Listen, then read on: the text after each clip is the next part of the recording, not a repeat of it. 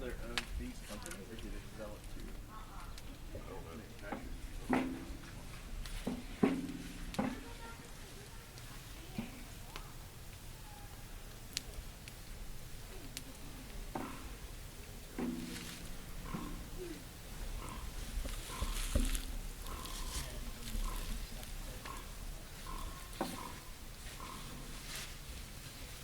It's hard to get shipped over. We don't have time to grow it here, so we'll order it in when we can.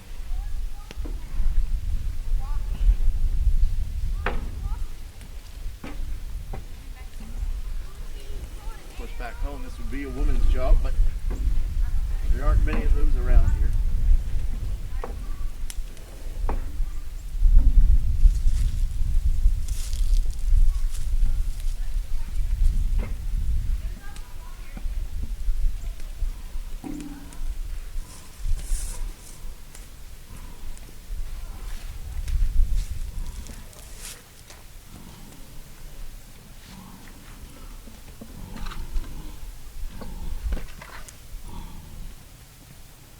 Decking places out with palm leaves. And so in the English world of decorating things with greenery, he kind of likes the Old Testament, as does Sir Thomas Dale. But that's what happens when you... so if you look, our salted pork, our bacon, and our beef are cooking together, so you'll have that double fat taste. You'll have the pig fat and the beef fat mixing together. And so combined, it's pretty good for the palate for English people. And so the Dutch and the French have other ways. And of course you have the fruit. And so you'll see those raisins and prunes. That will cook down eventually. And once that's cooked down to a pretty low level, the Reverend's given permission to throw some of his wine in there. So it'll be wine, prunes, raisins, all the beef, the bacon, the fat go in there, and then the sugar, the ginger, the cinnamon, that will all go in last, stirred and cooked down for a couple hours. So I'm not sure which of those tastes are your favorites, but they're all going in together. And this is considered quite a treat. People will do it in different ways, but it all depends on who you are. If you're someone who doesn't get beef a lot of times, you definitely want the beef in with it. Obviously, when you look at those prunes and the raisins, most people in England will have that. So that's not exceptional. That's why most people have this meal, which is called plum pottage.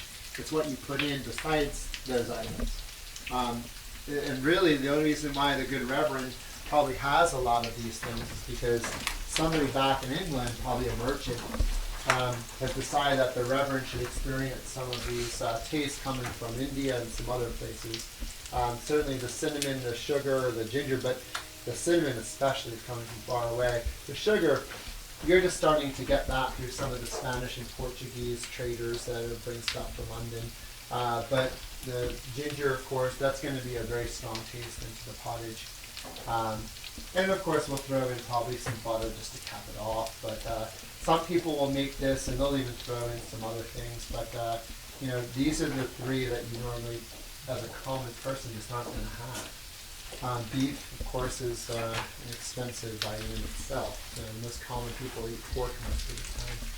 So, because hopefully it sounds good to you, because if you've been assigned here to the Reverend's house, that's what you're going to be eating for dinner. So, I think we're good to go. I think we can pretty much get this in there. This is pretty much a very simple system.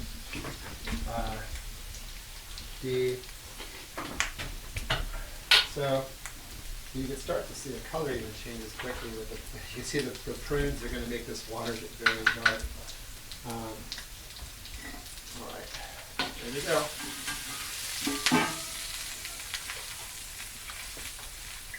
All right, so that's that. We gotta get that going on a boil. So it gets out some of the water, gets thick, and we'll add some wine, and the last thing that goes in are those spices. those spices will be in the last part of the cooking. But now we just kind of sit on it for a while, which is kind of fun, right? Just kind of wait. So any questions about that? I went through it not too quickly. But fortunately, the Reverend had access to a receipt book here with some good meals.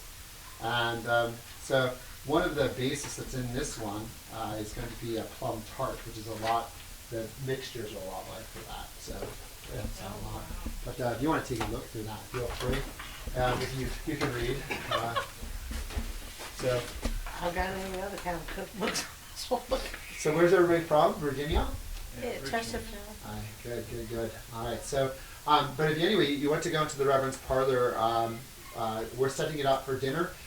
From what I understand, being also the sergeant of the watch here, is that Pocahontas, Sir Thomas Dale, John Rolfe, and Reverend Whitaker will all be having dinner tonight here. So that's good, because obviously where the leadership is where you get the extra benefits of that. So we'll probably, most of the workers here will probably get somewhat of an extra beer ration and possibly a wine or whiskey or other ration. So could you imagine that? Right? It'll be festive tonight. If you want to smell the stock that the Reverend has, this is his wine stock, his whiskey stock, and his beer stock there. So it'll give you a smell of what we have. What is it? Wine? What was it? The purpley one? Aye. The brown one is definitely going to be. Yeah, that's fermented just a little bit. And the rye is the Irish whiskey there. Beer. Aye. Which will go off and smell quicker than the other two. This was the beer's rye. So Whiskey smells nice. The wine smells very good too. the amount of whiskey in that vial there will get a small person slightly off their skull. So it's strong. That's beer. So, and remember, the hope is that you're not instigating the Reverend based off of the Christmas tide. You're just hoping that he understands that the English like the winter season is a time of festivities. It traces back old England. He's all right with that, being a history man himself. It's just you can't convince him that it's anything for Christ. If you try to convince him it's for Christ, he'll say no. So he'll say things like, where does it say to drink whiskey in the Bible for Christ? And things like that. Yes. When you're a precise man like a Puritan, your version of the Bible is pure. So if it doesn't say to do it, you don't do it. And he'll challenge you too. He'll say, well, if you think you can find it in the scripture, then find it. And then you wind up washing dishes for a month. So. Oh, that's not a bad punishment. You don't want to do that's this. pretty light. You don't want to do the same thing as Sir Thomas Dale, and then you wind up cutting down trees for a month. Snap it every day. So, but anyway, so my name is John. I'm the soldier tailor here at the Reverend's house. So if you have any more questions, but the Reverend has opened up his house for the season today, and if you want to go take a look around, feel free. Part Of the sort, but there will be no Christmas here. So no gifts for anyone, no Christmas trees, anything like that. But this is the Reverend's private parlor, so we're trying to clean up a little bit before we have our dinner tonight, right? I believe Thomas Dale, maybe John Rolfe will be here, right? And they'll probably come and eat a bit. What do you have for your Christmas dinners? Ham? Yes. Oh, ham. Cake, very good. Yes. We might have some bacon for ours, perhaps in something. All the Think we might have pasta. Ooh, pasta. That's something we might not have here in the colonies. All of the food that comes here, well, most of it will have to come from England, right? So it takes about 3 months to get anything like sugar, especially the spices and stuff. So it takes quite a bit of time. Did you guys have any questions for me? I believe we've lost one of our fellows, right? Water in England is not good for drinking, so they've been accustomed to bread. She would never have had bread. pretty much anything that comes from a cow, pig, or chicken. She would have never ate goats.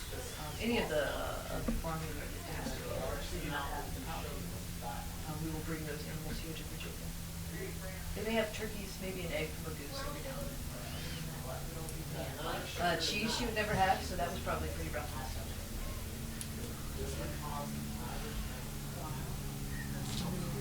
Yeah, the Lady Pocahontas would change her entire life. I believe the Powhatans have some winter rituals, but just like the English, they don't celebrate too much in the winter. It's a pretty lean time for them food-wise, so if you have too much to celebrate.